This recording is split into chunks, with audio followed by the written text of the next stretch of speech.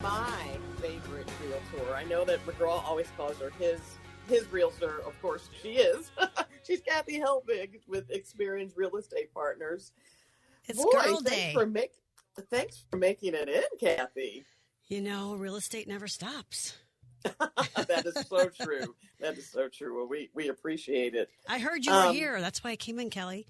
Thought we'd have a girl and day. And then McGraw goes home. I know. It's all right. Oh, boy. So let's talk about, first of all, love letters that people send to homeowners, prospective homeowners, sending these love letters, love videos. Yes. You know, it sounds nice and cute, and, people are being really sincere because they want the house. But is there it are discrimination? Some pros and cons to it, right? Right. It's definitely can be considered discrimination. And, right now, bidding wars are heating back up again fiercely. I was just reading a source stating that this past January had the most bidding wars since COVID started. And that's people trying to beat the interest rates that were projected to be going up, which they have been.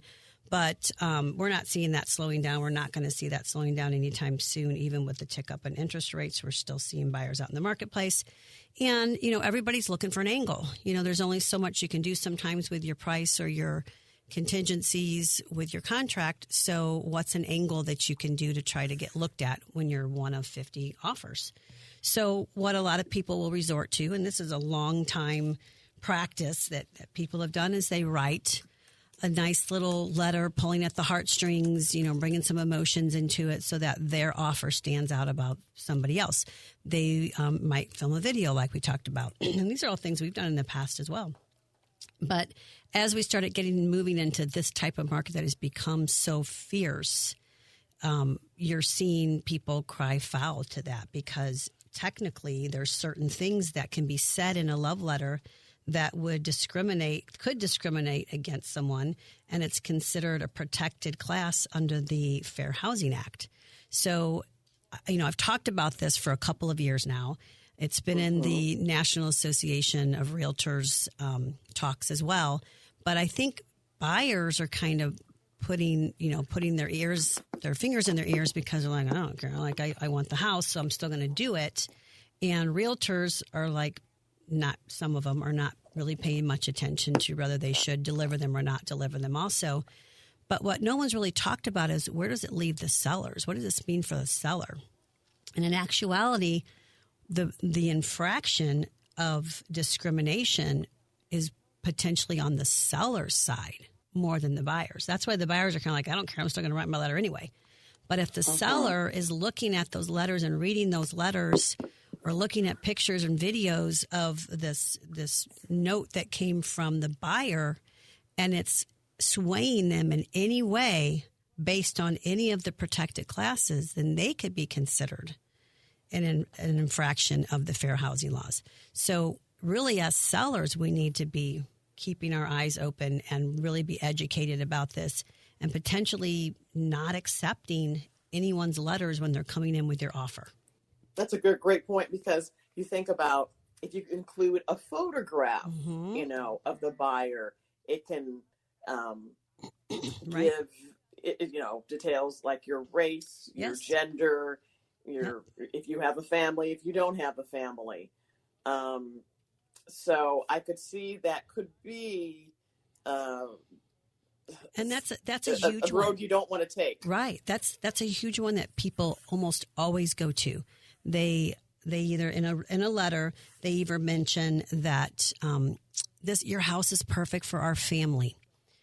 Right there. That's a fair housing violation. You say, I can't wait to see our kids gather around the Christmas tree and open presents at Christmas, because your living room is so amazing. Those are all things that you have to be careful of, because you're hitting on a couple of different fair housing protective classes there. And then also pictures, so you can craft something that is very, very careful to say, we love everything you've done with your house, the updates, you've cared for it so well, you've maintained it. You can tell, that there's been a lot of love here. Something like that doesn't touch on anything, but you've got to be really, really careful and read it and edit it and make sure that you've left everything else out. And don't say we're praying to God that we get it at the end. Right. You know. Bless you. Yes. So are people still doing this then? Yes. Okay. Yes. So people are still doing the letters. Yes. You just have to be very careful. Correct. So when we get one, I don't read it myself. I don't open it. I don't present it to our seller. Just because I don't want to be part of any type of accusation that there's been some discriminatory action taking place. And I have that conversation with the sellers as well. Just like, hey guys, letter came in. I'm not going to present it to you. And they're all like, okay, that's cool. Like they don't want to go there either. Yeah, that makes sense. Let's go back to what you said, the January being the biggest bidding month since before the pandemic, right? Since the start of the pandemic. So what are we talking about? How far over a price are we talking these days? There's no rhyme or reason, but I mean, it can be 10, 20, 30% over. It depends on the areas. And, we're definitely seeing multiple thousands of dollars over, tens of thousands of dollars over on average priced houses. That's pretty much the common right now. And then a lot of creativity with language around inspections. That's a big one. I talked about last week that, there's a part of the inspection notice or the inspection clause that allows a buyer to change their mind just by doing a home inspection and then canceling their contract. So there's a lot of language quantifying how that action can be taken or potentially take that completely out of the offer. There's a lot of people that are negotiating seller to make no repairs. They just want to do an inspection to make sure, the house isn't falling down type thing.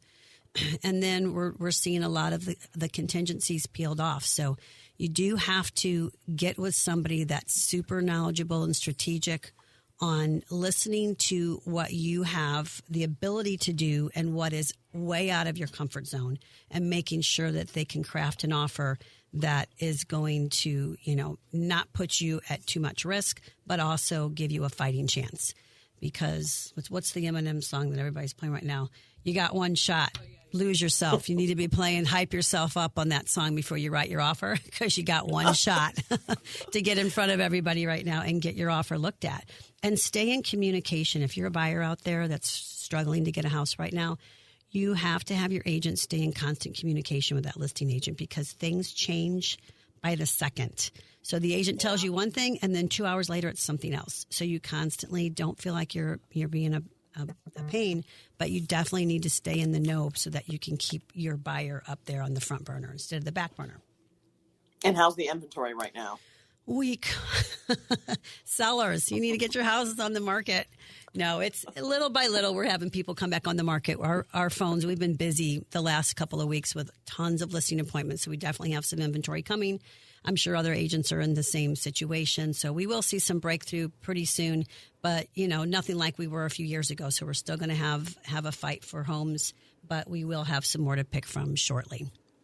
And then also, anybody out there, we are looking for a sales manager. So any of you agents that follow this and listen to me every single week, reach out because we are so busy and we're expanding so quickly that I need some more managerial help, and we're really looking for a sales manager. So hit me just up. Quickly, then, how much experience does one need to be a manager?